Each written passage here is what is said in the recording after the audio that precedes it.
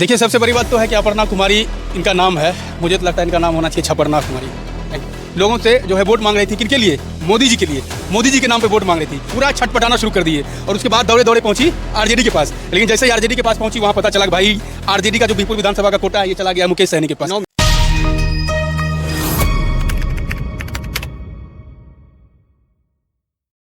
हमारे साथ बड़े भाई और हिंदुस्तान के जाने माने पत्रकार सर, आज सौभाग्य हुआ आपसे मिलने का। और आपका क्षेत्र जन्मभूमि भी ये बिहपुर विधानसभा है और झंडापुर गांव है, और आप पूरे बिहार और हिंदुस्तान को कवर करते हैं। आज आपसे एक सवाल है बिहपुर विधानसभा को लेके कि बिहपुर विधानसभा में आरजेडी यानी महागठबंधन प्रत्याशी अपर्णा कुमारी को उतारा गया है, आप इसको कैसे देखते हैं? देखिए, सबसे बड़ी बात तो है कि अपर्णा कुमारी इनका नाम है। मुझे तो लगता है इनका नाम होना चाहिए छपरना कुमारी। ऐसा क्यों बोल रहे हैं? ऐसा इसलिए बोल रहे हैं क्योंकि ये छड़प के आ गई है बिहपुर विधानसभा में। ये वही महिला है जो पिछली बार जो है ये झारखंड से चुनाव लड़ी थी, लोकसभा का, विधानसभा का। और उसके बाद जो है अभी जो है ये गोपालपुर में पिछले कई 2-3 वर्षों से लगातार घर घर जाके घूम रही थी, लोगों से जो है वोट मांग रही थी। किनके लिए? मोदी जी के लिए। मोदी जी के नाम पे वोट मांग रही थी। और उसके बाद अचानक जैसे ही जेडीयू ने टिकट का घोषणा किया, उम्मीदवार का घोषणा किया गोपालपुर विधानसभा ने, गोपालपुर विधानसभा से, उसके बाद इनका जो है पूरा होशो आवास उड़ गया। इनके पैरों तले ज़मीन खिसक गई। कह रहे भाई, हमने 2-3 साल मेहनत किया गोपालपुर विधानसभा में और जेडीयू ने मुझे टिकट नहीं दिया, अब क्या करूं मैं? पूरा छटपटाना शुरू कर दिए। और उसके बाद दौड़े दौड़े पहुंची आरजेडी के पास। लेकिन जैसे ही आरजेडी के पास पहुंची, वहां पता चला कि भाई आरजेडी का जो बिहपुर विधानसभा का कोटा है, ये चला गया मुकेश सहनी के पास। 9 में हाँ, दौड़ के फिर गई है मुकेश सहनी के पास। अब मुकेश सहनी पे ये जो अपर्णा कुमारी, क्या नाम बोले? अपर्णा कुमारी नाम है ना? हाँ, मुकेश सहनी के पास इन्होंने जा कर के रातों रात ये पार्टी ज्वाइन करती हैं और उसके बाद जो है इनको टिकट मिल जाता है। भाई साहब, मुझे समझ नहीं आता है कि इन्होंने कौन सा जादू कर दिया मुकेश सहनी पे। मेरा भी दिमाग घूम गया। उनके ही मुकेश सहनी के ही पार्टी के कार्यकर्ता जो है लगभग कई महीनों से, कई वर्षों से ज़मीन से जुड़कर मेहनत कर रहे थे, लेकिन मुकेश सहनी ने उनको टिकट नहीं दिया। लेकिन अपर्णा कुमारी ने मुकेश सहनी पर रातों रात कौन सा जादू किया इन्होंने कि सुबह इनको बुला करके टिकट दे देता है। कौन? मुकेश सहनी। और ये आकर के फिर उसके बाद जो है उम्मीदवारी की घोषणा कर देते हैं कि मैं बिहपुर विधानसभा की उम्मीदवार हूँ महागठबंधन से। इन्होंने क्या कहा? महागठबंधन से उम्मीदवार। लेकिन आपको मैं एक सच्चाई बता देता हूँ कि ये महागठबंधन की है ही नहीं। क्यों नहीं है? क्योंकि जेडीयू जो है, जेडीयू के लिए इन्होंने काम किया। जो महिला सुबह तक जेडीयू की कार्यकर्ता रहती है, सुबह तक इस उम्मीद में रहती है कि नीतीश कुमार मुझे चुनाव लड़ाएंगे और मैं गोपालपुर विधानसभा से चुनाव लड़ूंगी, और उसके बाद ये जब इनको टिकट नहीं मिलता है तब इन्होंने क्या किया? तुरंत रिजाइन दिया पार्टी को, और उसके बाद जा करके वीआईपी से ये टिकट लेकर विधानसभा, बिहपुर विधानसभा पहुँच गई। तो इनका नाम मैंने इसीलिए कहा कि छपरना होना चाहिए, अपर्णा नहीं होना चाहिए। उनका एक डायलॉग भी था, पूरा गोपालपुर विधानसभा चला था, 2025 फिर से नीतीश। हाँ, ये लगातार चल रहा था, सोशल मीडिया पे भी चल रहा है। नहीं, आपने कहा कि डायलॉग चल रहा था। चल नहीं रहा था, बल्कि आगे भी यही डायलॉग उनका चलेगा।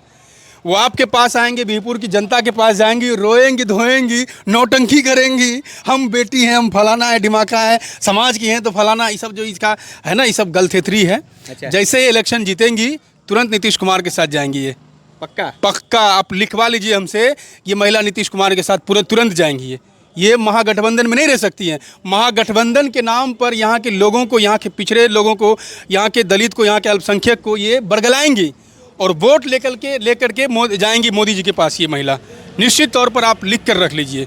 अच्छा, एक सवाल है कि बिहपुर विधानसभा में राजद का गढ़ माना जा रहा था, कई वर्षों से यहाँ से विधायक भी बन रहे थे, लेकिन इस बार राजद अपना पल्ला झाड़ के। अब मैं बता रहा हूँ, आप जो कह रहे हैं राजद पल्ला झाड़ के, कोई भी व्यक्ति इसलिए क्षेत्र में मेहनत करता है कि उनको रहता है कि हम 2-3 साल मेहनत करेंगे तो टिकट मिल जाएगा मुझे और मैं चुनाव लड़ूंगा क्षेत्र से। लेकिन यहाँ खेल क्या होता है कि पैसे के बल पर लोग टिकट ले लेते हैं। मैं आपको एक बात बता देता हूँ, अभी हमारे बिहपुर विधानसभा में राजद के बहुत सारे चमचे भी हैं। बात समझिए मेरी बात, चमचे मैं कह रहा हूँ उनको, इसलिए चमचा कह रहा हूँ जो जाति के नाम पर राजनीति करते हैं, जो धर्म के नाम पर राजनीति करते हैं, जो अगड़ा पिछड़ा की बात करते हैं, जो सामंतवाद की बात करते हैं, जो पूंजीवाद की बात करते हैं। आज वो व्यक्ति भी अपर्णा के पीछे खड़े मिलेंगे आपको। पता है क्यों? क्योंकि अपर्णा के पास पूंजी है, आपके भी पॉकेट में 10,000 रुपया डाल देगा ना भी, तो आप भी उनका गीत गाना शुरू कर दीजिएगा। अभी राजद के बहुत सारे चमचे, उनको लिफाफा पहुंच गया, लिफाफा जैसे ही पहुंचा बस उनके साथ आ गए। मैं उन दलालों को भी कहना चाहता हूं कि भाई जब तक आप ये करते रहेंगे ना, बीपुर कभी उन्नति नहीं कर पाएगा। और आप जो झूठे का ढिंढोरा पिटते हैं कि हम पूंजीवाद के खिलाफ हैं, हम सामंतवाद के खिलाफ हैं, हम समाजवादी हैं, तो ये सब ढिंढोरा बंद कर दीजिए। आप ना तो समाजवादी हैं और ना ही पूंजीवाद के खिलाफ हैं। इसलिए नहीं है क्योंकि एक महिला पूंजी के दम पर, पैसा के दम पर टिकट खरीद लेती है और आप उसके पीछे दौड़ना चालू कर देते हैं, उसकी लाइन पे खींचे हुए पर रेंगना शुरू कर देते हैं और आप कहते हैं कि हम पूंजीवाद का विरोध है। जब तक आप ऐसे लोगों को समर्थन देते रहेंगे, जब तक आप चुनाव में ऐसे लोगों को जिताते रहेंगे, तब तक जो ज़मीन से जुड़े कार्यकर्ता होंगे, जो ज़मीन से जुड़कर लोगों की सेवा करेंगे, उन लोगों को टिकट कभी नहीं मिल पाएगा। आप मुझे बता दीजिए, अगर अपर्णा को टिकट चुनाव जीत जाती हैं तो क्या जो टिकट बांटने वाले लोग हैं, जो टिकट खरीद फरोख्त करने वाले लोग हैं, उन लोगों का मनोबल बढ़ेगा कि नहीं बढ़ेगा?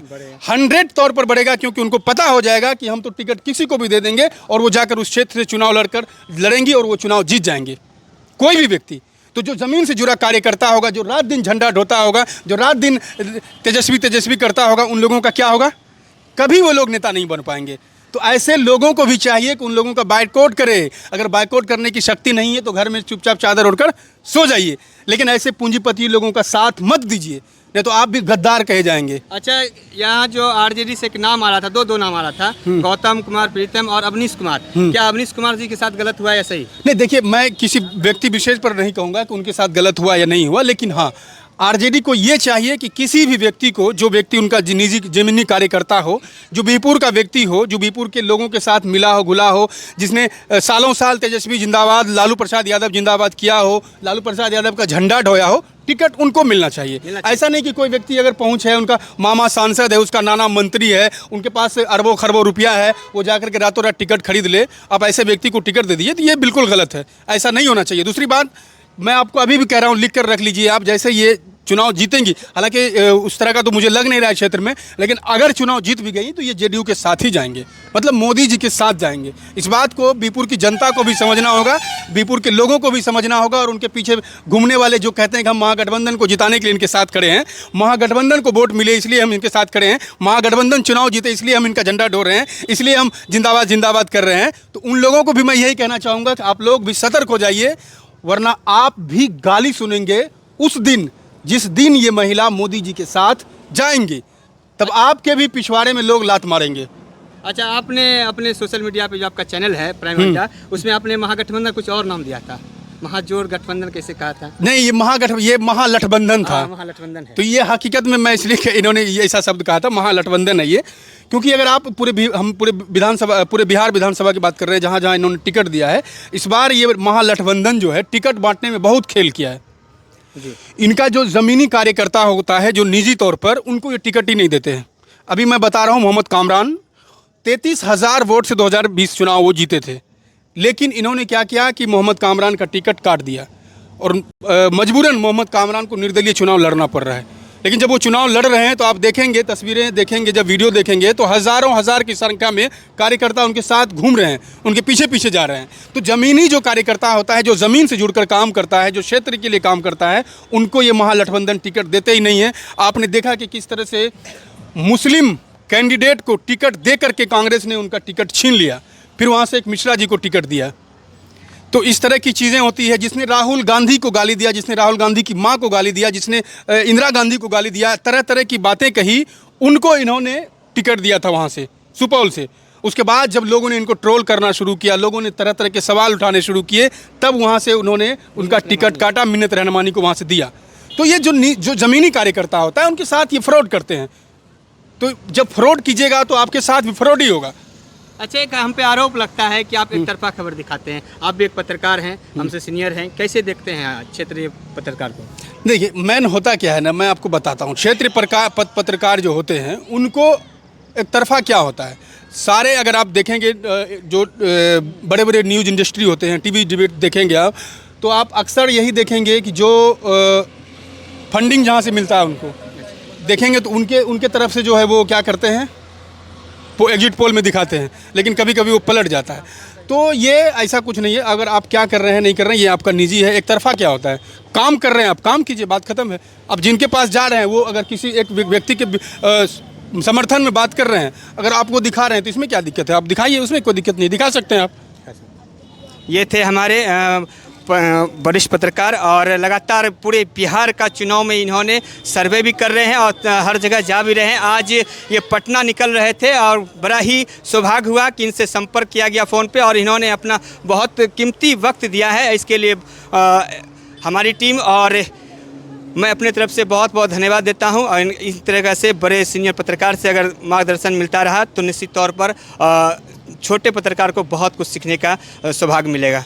तब तक बने रहें, नमस्कार। MS न्यूज़ बिहार, इसी तरह के खबरों को जानने के लिए हमारे छोटे से प्यारे YouTube चैनल को सब्सक्राइब करें। साथ ही हमें Facebook, Instagram पर भी फॉलो करें। धन्यवाद।